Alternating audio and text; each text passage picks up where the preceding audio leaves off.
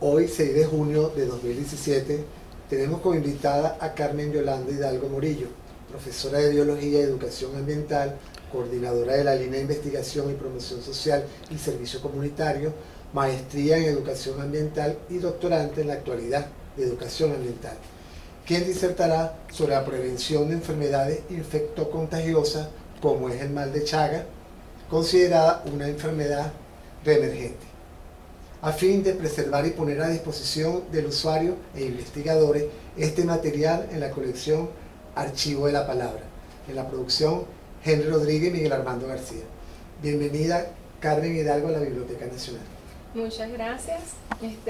Quisiera en primer lugar agradecer la oportunidad que me están brindando acá para tener un espacio de divulgación de información que considero que es sumamente importante en el área de la salud.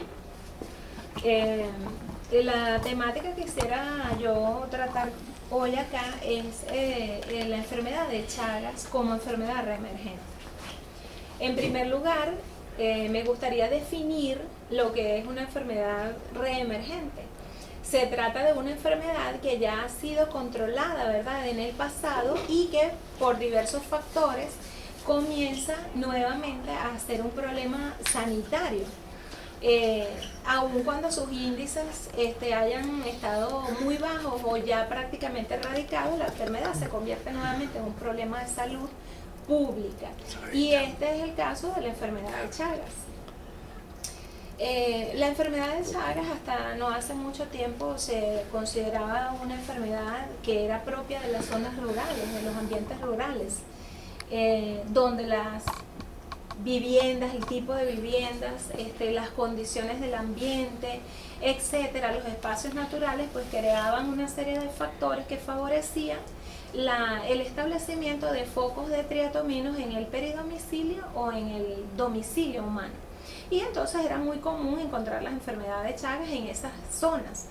Ahora, sin embargo, estamos notando, y como lo describen diversos estudios, que la enfermedad de Chagas está teniendo nuevamente un repunte. Y hay unos cambios bien interesantes en la distribución de la enfermedad, porque entonces ahora es común verla en regiones urbanas, como es el caso de Caracas y sus alrededores. La enfermedad de Chagas es una enfermedad parasitaria, zoonótica, que se transmite a los seres humanos, a los vertebrados, en especial mamíferos y aves, por medio de las heces que dejan los triatominos al picar. En el caso de los seres humanos, esta enfermedad se transmite cuando las personas son picadas y los insectos defecan sobre la piel y las personas inconscientemente se rascan las picaduras y esparcen las heces sobre esas heridas de las picaduras. Entonces el parásito, que es el Trypanosoma cruzi, penetra dentro del torrente sanguíneo.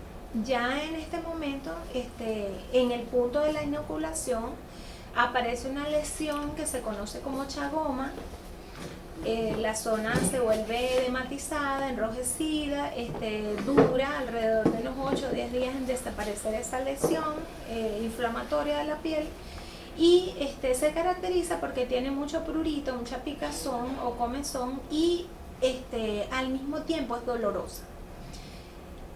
Cuando estos parásitos llegan al torrente sanguíneo, pues se esparcen a través de la sangre por el cuerpo y tienen algunos órganos que son de preferencia de este parásito. En primer lugar está el corazón, el músculo cardíaco, y está en segundo lugar, digamos, de importancia, las vísceras. En este caso el esófago o los intestinos, la pared de musculatura lisa de los intestinos, del colon, por ejemplo. En ese caso, los parásitos comienzan a invadir las células de esos órganos y las células van sirviendo de medio donde el parásito se va a multiplicar. Llega un momento en que se multiplica tanto en el interior de estas células que las células se rompen, el tejido sufre una pequeña cicatriz allí, en el punto donde la célula se rompió, y eso va ocurriendo paulatina y progresivamente a lo largo del tiempo, lo que va contribuyendo a que las pequeñas cicatrices se vayan uniendo unas con otras, y las zonas de cicatrización o de fibrosis de ese órgano van aumentando. Como respuesta a esto, las células se multiplican mucho, las que están sanas, y el órgano va aumentando de tamaño, pero en la medida que aumenta de tamaño se va fibrosando, va perdiendo su funcionalidad, y entonces llega un momento en que esto produce la muerte de la persona. En el caso del corazón, pues eso puede ser un periodo que va a variar dependiendo de otros factores, entre 10, 15, 20 y hasta 30 años inclusive. ¿De qué factores puede eso depender? Del número de picaduras que está recibiendo la persona, si está en una zona endémica, si tiene focos de triatominos instalados en la vivienda y está siendo picado constantemente y la carga parasitaria en sangre es mayor, pues eso va a hacer que todo el proceso se acelere. También tiene que ver la condición física de la persona, el tipo de alimentación que tiene, etcétera. Todos esos son factores que van a estar jugando y que por eso el periodo pues en que se presentan las lesiones crónicas del corazón o de las vísceras de la enfermedad de Chagas puede variar. Como quiera que sea, en la actualidad no hay ningún tipo de cura para esta enfermedad, y por eso lamentablemente pues los medicamentos que se utilizan para tratar la parasitemia son poco eficaces. Entonces lamentablemente la enfermedad tiene esa connotación, pues que conduce a la muerte a la persona. La enfermedad de Chagas había sido controlada en nuestro país desde el 1958-1960, que se iniciaron los programas de control de la enfermedad en el país. Comenzaron estos programas a esparcirse por todo el país, y los focos de triatominos eran controlados mediante fumigación. Entonces estos programas de control de la enfermedad estaban enfocados a la prevención primaria, que era la eliminación de los vectores, y terminaban ahí. Y por supuesto la incidencia en los siguientes años, hasta finales de los años 80, la incidencia desciende, la serología positiva para Chagas, o lo que se llama la seroprevalencia de la enfermedad, desciende desde casi el 50%, donde se ubicaba al inicio de los años 60, desciende hasta más o menos un 8% en el país. Y eso fue una cuestión maravillosa, pues el hecho de que se hubiese controlado tanto la enfermedad. Pero ya a partir de finales de los años 80, inicio de los 90, los problemas económicos que se comienzan a vivir en Venezuela producto de las políticas económicas aplicadas, los modelos de desarrollo económico capitalistas, hicieron que empezara todo otra vez a repuntar la pobreza, a haber migración otra vez desde el campo hacia la ciudad, y toda esta serie de factores, así como el crecimiento natural de la población, ha conducido pues a las personas a seguir deforestando los cerros que rodean a Caracas y sus alrededores para construir nuevas viviendas que son de precarias condiciones, que tienen en su estructura diversidad de materiales y que dejan aberturas, resquicios, grietas, donde estos insectos se pueden anidar y comenzar entonces el proceso de colonización de la vivienda humana, de domiciliarse en la vivienda humana o en sus alrededores.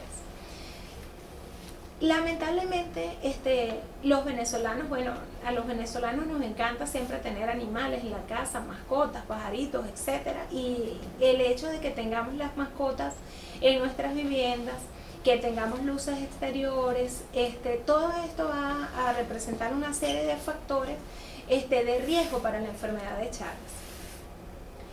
Pero hay un elemento primordial aquí, y es que nosotros aquí en Venezuela tenemos, de las 132 especies de triatominos que se conocen en América Latina, ¿verdad?, desde México hasta la Argentina, en Venezuela tenemos 21 especies, de acuerdo al último estudio que se hizo en 2010 del doctor Cazorla Perfetti, que él hizo el análisis pues, de todas las especies de triatominos que se encuentran en el país. Tenemos 21 especies. De esas 21 especies hay 3 que son las más ampliamente distribuidas en el país. Esas especies son el Rhodnius prolixus, el Triatoma maculata y el Pastrongyllus geniculatus. Pero es el Pastrongyllus geniculatus el que está asociado a la reemergencia de la enfermedad de Chagas, sobre todo en las zonas urbanas. A la luz de todos estos brotes que han ocurrido desde 2007, con el brote de Chacao, el brote que ocurrió en 2009 en Chichiriviche, el que ocurrió en La Pedrera, en Antímano, en 2010, y el de Mérida en 2015, y así sucesivamente han habido una cantidad de nuevos brotes de Chagas, que en todos ellos ha estado vinculado el Pastrongyllus geniculatus, no solamente por la vía oral, por la infección por vía oral, como fue el caso de Chacao, sino el Chagas por la vía vectorial, que es la forma común o más frecuente de contagiarse, ¿verdad? Que es a través de la deposición de las heces en la piel cuando el insecto pica. Este Pastrongyllus es un género que es el más abundante de toda América Latina. Muchos estudios señalan que este Pastrongyllus es el primero de los géneros que contribuyen a la propagación de la enfermedad de Chagas en el continente, porque es un género que tiene 13 especies. Y acá en Caracas, en sus alrededores, ha sido el responsable, como ya dije, de los últimos brotes. Entonces, este insecto tiene la particularidad de que es muy adaptativo. Esto de que es adaptativo es en relación a que él es capaz de adaptarse a los cambios. Otras especies de triatominos, cuando hay presencia humana, pues estos focos se desaparecen naturalmente del entorno humano y son insectos que prefieren estar en el área silvestre alimentándose de vertebrados, pueden ser mamíferos o aves. Pero en el caso del Pastrongyllus, él no hace eso, él simple y llanamente se instala y sustituye un tipo de alimento por otro. Entonces, es un animal que es de hábitos nocturnos, como la mayoría de los triatominos son de hábitos nocturnos. Se alimenta de sangre exclusivamente, indistintamente puede tener dietas mixtas de sangre de mamíferos, por ejemplo de roedores, de ratas, o de otros mamíferos, como por ejemplo los marsupiales, los rabipelados, las ardillas, los murciélagos, etc. Y de aves, obviamente, que anidan en palmeras, en árboles, etc. Y que él se puede meter en grietas, en ranuras, etc.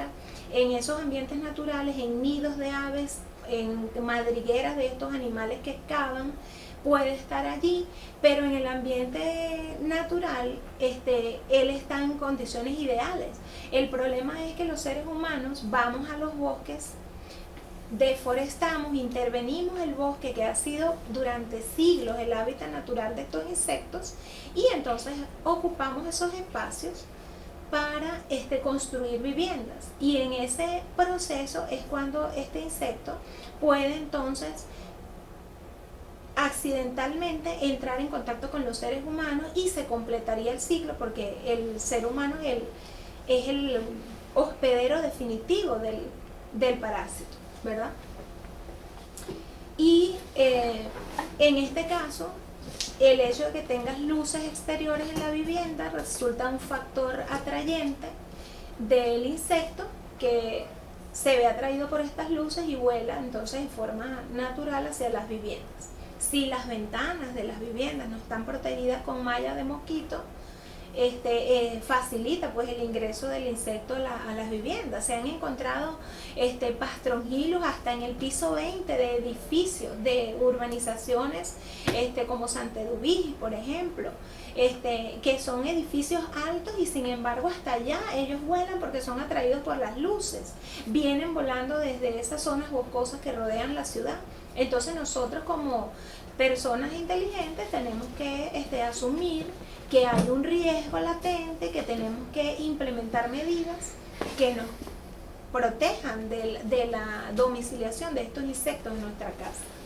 Medidas como cuáles: el uso de las mallas de protección en las ventanas, el poner gomas de parabichos en la base de las puertas principales que dan hacia la calle, el mantener a las mascotas fuera de la vivienda sería lo ideal, pero en un apartamento no se puede. Entonces evitar que las mascotas pernocten en las habitaciones donde duermen las personas. Hay que colocarles un lugar a las mascotas dentro del apartamento que esté alejado de las habitaciones. Un lugar donde ellos se habitúen a dormir allí por seguridad de las personas que están en la casa. No dormir con las mascotas dentro de la casa, porque dentro de las habitaciones, específicamente donde se duerme. Lavar bien los alimentos es prioritario, porque uno no sabe si, por ejemplo, los alimentos que uno compra y que se comen crudos, como es el caso de las verduras o frutas, hortalizas, pudiera entonces venir contaminado con heces de los vectores. Por ejemplo, el brote que ocurrió en Coche ocurre justamente porque unas patillas estaban manchadas con las heces fecales de los triatominos que estaban alojados entre los guacales de las patillas. Y los trabajadores del mercado tomaron una patilla, la cortaron y empezaron a comer de la patilla sin haberla lavado previamente, y es allí donde aparece el brote por infección por vía oral.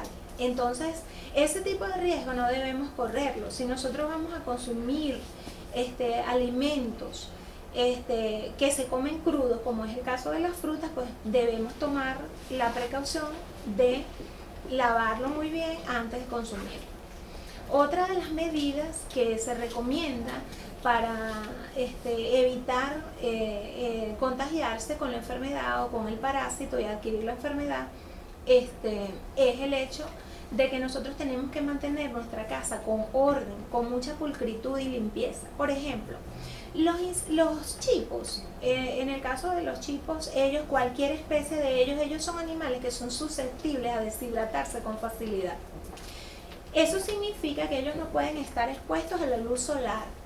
Ellos no están a la luz del día visibles. Ellos siempre permanecen ocultos, y permanecen ocultos en lugares muy pequeños, en espacios muy delgados, donde ellos se meten allí y evitan las corrientes de aire.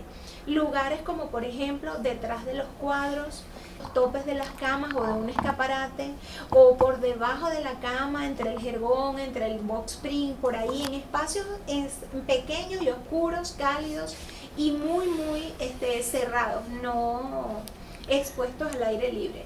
Entonces, si usted permanentemente limpia su hogar y cada tanto, por ejemplo cada 2-3 meses, usted está moviendo del lugar la cama o retirándola de la pared, limpiando, y vuelve otra vez y la coloca, y cada tanto tiempo usted está moviendo esas cosas y limpiando, eso perturba a los posibles insectos que hayan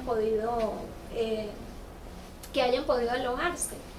Y entonces, como eso los perturba, ellos, al estar expuestos a las corrientes de aire, pues ellos se mueren. Como son insectos, ellos también son susceptibles al uso de insecticidas comunes y corrientes, y por supuesto, si usted hace una fumigación de su casa por lo menos una vez al año, y sabiendo que estos insecticidas tienen un efecto residual, eso va a contribuir también a que los que pudieran haber entrado por allí mueran. Entonces, todas estas medidas son importantes para evitar la presencia de estos insectos, porque es contra ellos que tenemos que enfocarnos. Saber cómo ellos, cómo es su biología, cómo son sus hábitos, cómo es que ellos viven, qué necesitan para vivir, cuáles son los espacios que ellos frecuentan. En la medida que conozcamos todo eso, podemos entonces combatirlo y prevenir la enfermedad. Bueno, muchas gracias finalmente por la oportunidad que me brindaron. Aprecio mucho, valoro muchísimo los espacios donde me permitan siempre educar a la comunidad con relación a esta enfermedad, y le doy las gracias a ustedes por el momento que me han brindado para poder educar a la población. Muchas